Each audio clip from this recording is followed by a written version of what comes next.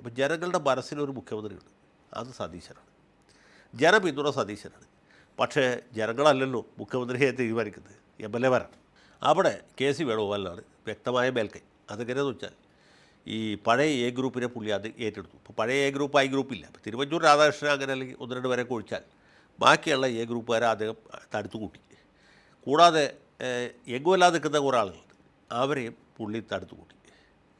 വേറെ വൃത്തിയല്ല, എരിയും വെയിലത്ത് കയ്യിൽ കുത്തി ഇറക്കുന്ന ആളുകളുണ്ട്, അവരെ ഏറ്റെടുത്തു. അതിലുപരി ഈ സ്ഥാനാർത്ഥികളെ നിർണ്ണയിച്ചപ്പോൾ ഇദ്ദേഹത്തിൻ്റെ കുറേ സിൽബന്ധികളെ കൊണ്ടുവന്നു എന്നതിലുപരി ഈ ദരിദ്രരായ സ്ഥാനാർത്ഥികൾക്കൊക്കെ പുള്ളി ചെറിയ കിഴി സമ്മാനിച്ചു. കാരണം ഇതിവിടെ ആവശ്യം പിന്നെയാണല്ലോ.